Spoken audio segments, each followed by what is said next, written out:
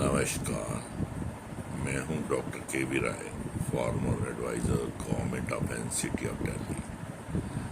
आज हम एक नए एक्ट के बारे में बात करेंगे जो है कंज्यूमर प्रोटेक्शन एक्ट 2019। आमतौर पर उपभोक्ताओं को यदि क्रय विक्रय करने में या सर्विसेज प्राप्त करने में कोई दिक्कत हो तो उन कठिनाइयों को निपटाने के लिए कंज्यूमर प्रोटेक्शन एक्ट बना हुआ है, जिसके तहत वो कंप्लेंट दायर करके मुआवजा भी ले सकते हैं और कंसर्न पार्टी को दंड भी दिलवा सकते हैं। इस प्रकार कंज्यूमर प्रोटेक्शन एक्ट जो है उपभोक्ताओं की समस्याओं का निदान करने के लिए बनाया गया है और इसके अंतर्गत कोई भी कंज्यूमर जो भी चीज़ खरीदता है उसमें गुणवत्ता से अगर कम मिलता है, उसमें ओवर चार्जिंग होती है या उसके अंदर कोई अन्य कमी पाई जाती है, इसी प्रकार से जो सर्विसेज रेंडर की जाती हैं उनमें कोई कमी पाई जाए या उनमें कोई त्रुटि पाई जाए या ओवर चार्जिंग की जाए, इन सब चीज़ों को निपटाने के लिए कंज्यूमर प्रोटेक्शन एक्ट के अंतर्गत प्रावधान है।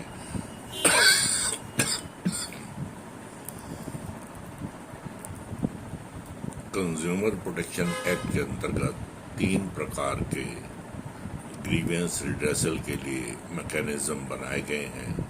पहला है डिस्ट्रिक्ट लेवल पर डिस्ट्रिक्ट फॉर्म्स, उसके बाद स्टेट लेवल पर स्टेट कंज्यूमर फॉर्म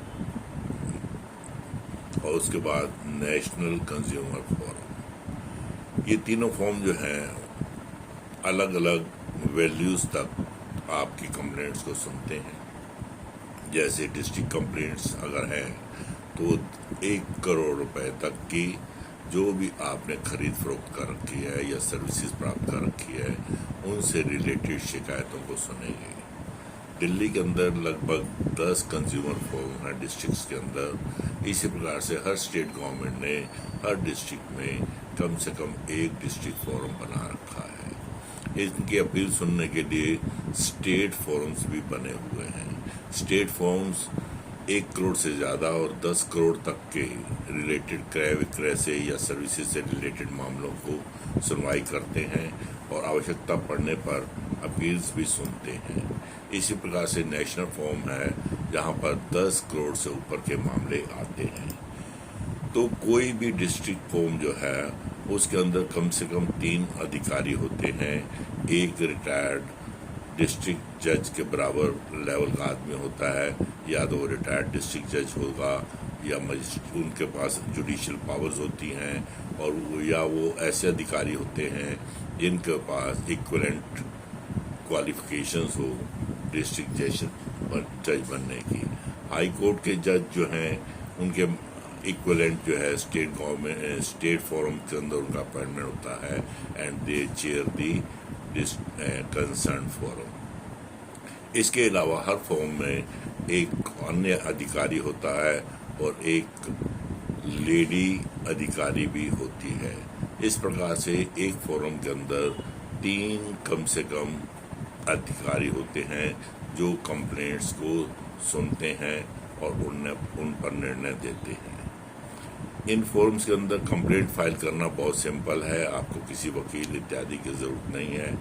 आप जो है जिसके विरुद्ध आपको कंप्लेंट करनी हो सादे कागज़ पर एप्लीकेशन लिखकर उसका क्रय विक्रय का बिल लगाएं और प्रूफ लगा दें ताकि उसके विरुद्ध कार्रवाई हो सके। इसके अलावा जो है आपको यदि डिस्ट्रिक्ट लेवल से ऊपर कंप्लेंट करनी हो तो आप स्टेट फॉर्म में कर सकते हैं। वहाँ पर 1 करोड़ से ज़्यादा के केसेस लगाए जा सकते हैं। और यदि आपकी डिस्ट्रिक्ट लेवल पर जो सुनवाई हुई है उसके विरुद्ध भी आपने कोई अपील दायर करनी हो तो वो भी आप स्टेट फॉरम के अंदर कर सकते हैं। So filing of complaint is very simple. कोई भी कंज्यूमर, कोई भी वॉलंटरी कंज्यूमर एसोसिएशन या कोई भी फर्म रजिस्टर्ड और अनरजिस्टर्ड, कोई भी इंडिविजुअल, कोई भी हिंदू फैमिली अनडिवाइडेड का मेंबर, कोई भी कोऑपरेटिव सोसाइटी, कोई भी सेंट्रल और स्टेट गवर्नमेंट यहाँ पर एप्लीकेशन डाल सकती है और रिड्रेसल की मांग कर सकती है। ग्राउंड्स ऑफ कंप्लेंट नॉर्मली होते हैं, complaint can be filed for the following allegation that an unfair trade practice or a restrictive trade practice has been adopted by the trader or service provider। यानी कि किसी trader या service provider ने ऐसी practices बना रखी हैं जो अनएथिकल हैं और अनफेयर हैं, कंज्यूमर के फेवर में नहीं आती हैं। That the goods bought by him or agreed to have been brought by him suffer from one और मोर डिफेक्ट्स। गुड्स के अंदर कोई भी डिफेक्ट हो, एक या एक से ज़्यादा, उसके बारे में भी आप कंप्लेंट डाल सकते हैं। या जो आपको सर्विसेज प्रोवाइड की गई हैं वो डिफेक्टिव थी या उनमें कोई कमी थी, उसके बारे में भी आप कंप्लेंट डाल सकते हैं। इसके अलावा ओवर चार्जिंग की भी कंप्लेंट्स आप इसमें डाल सकते हैं। मैक्सिमम जो ऊपर प्राइस लिखी हुई है उससे ज़्यादा अगर वो ओवर चार्जिंग करता है या उसके आपके साथ जो एग्रीमेंट हुआ है उससे ज़्यादा प्राइसेस लेता है, या उसके गुड्स के ऊपर जो सेफ्टी की नॉर्म्स लिखे हुए हैं उनका हैज़र्ड गुड्स प्रूव हो जाती हैं, तो उनके लिए भी आप क्लेम डाल सकते हैं। इस प्रकार कई प्रकार की कंप्लेंट्स आप वहां डाल सकते हैं और आप स्वयं जाकर इस केस को उन तीनों अधिकारियों के सामने पेश होकर प्रस्तुत कर सकते हैं अपना डिफेंस, और उसके बाद अपनी जो आपकी ग्रीवेंस है उसका निदान करवा सकते हैं। इस फोरम के अंदर कैश मेमो या जो भी आपने ट्रांजैक्शन की है उसका प्रूफ ले जाना आवश्यक है। अगर सेल ऑफ गुड्स है तो कोई कैश मेमो होगी, सर्विसेज प्रोवाइडर है तो उससे जो आपने कैश ट्रांजैक्शन किया है उसका प्रूफ आपको देना पड़ेगा। और अगर कोई ट्रांजैक्शन जो है उसको प्रूव करना आवश्यक होगा कि आपका इसके साथ लेन देन हुआ है। गुड्स फ्री में नहीं होनी चाहिए, कोई आपके ऊपर एहसान करके आपको फ्री में दे रहा है तो उसकी शिकायत नहीं हो सकती, परंतु किसी कंसिडरेशन के अगेंस्ट अगर आपने गुड्स खरीदी हैं तो उनकी शिकायत वहाँ पर डाली जा सकती है।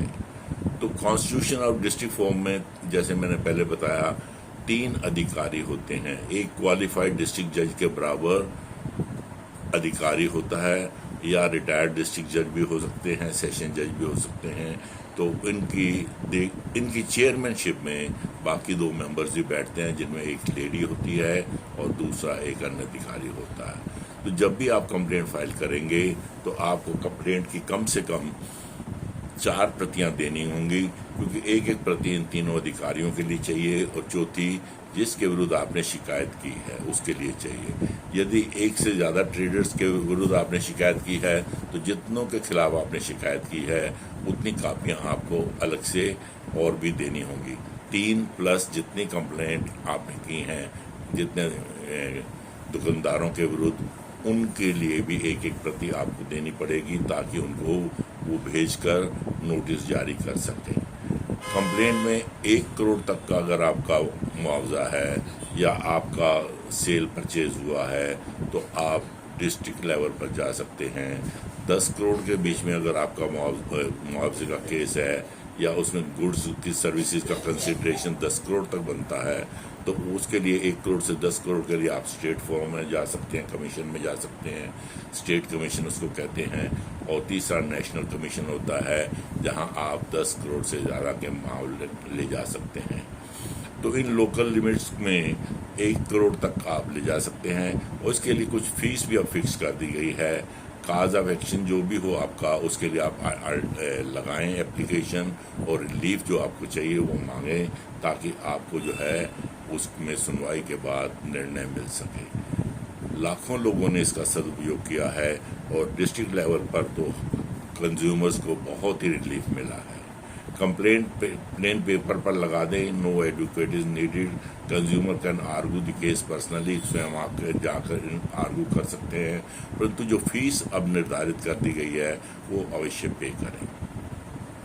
फीस नॉर्मली जो है पोस्टल ऑर्डर और बैंकर चेक के माध्यम से दी जा सकती है, और यदि आप फीस नहीं देंगे जो फिक्स्ड है तो आपकी एप्लीकेशन की सुनवाई नहीं होगी।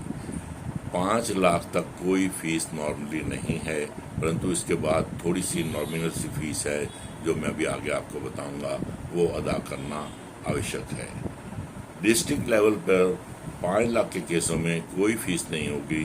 5 से 10 लाख का अगर आपका मामला है तो 200 रुपये की फीस है। 10 से 20 लाख का मामला है तो 400 रुपये की फीस है।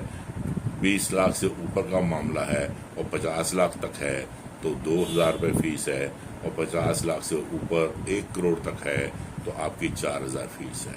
इस प्रकार डिमांड ड्राफ्ट या पोस्टल ऑर्डर के माध्यम से आप इस फीस को डिस्ट्रिक्ट फॉर्म के फेवर में देकर अपनी एप्लीकेशन लगा सकते हैं। इसी प्रकार से यदि स्टेट कमीशन में आपने कोई एप्लीकेशन लगानी है तो वहाँ पर आपके लिए फीस है 1 करोड़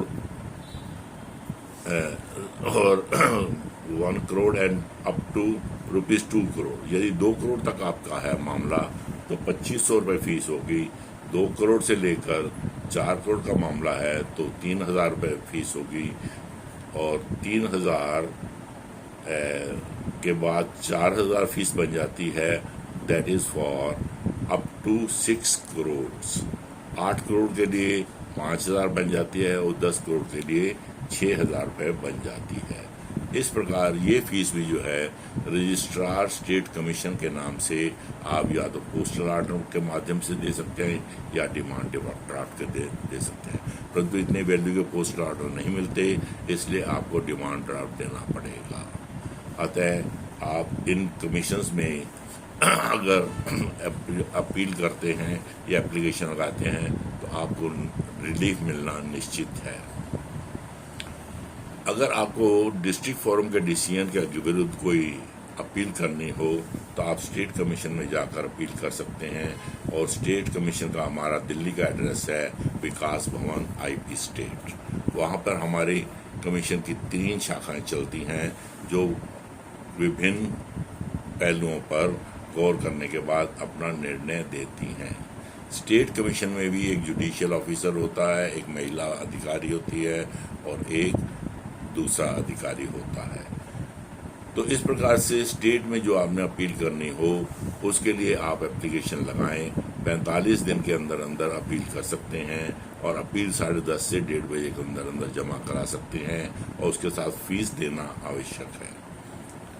स्टैट्यूटरी डिपॉजिट, अगर आप किसी उपभोक्ता के विरुद्ध कोई अन्य व्यक्ति या डीलर जाता है जिसको कुछ मुआवजा देने के लिए आदेश दिए हैं, यदि वो अपील में जाता है तो उसको जो अवार्ड किया गया था अमाउंट की वो इतना अदा करे, कम से कम उसका 50% उसको पहले डिपॉजिट करना पड़ेगा सिक्योरिटी के रूप में, तभी उसकी अपील के ऊपर सुनवाई होगी।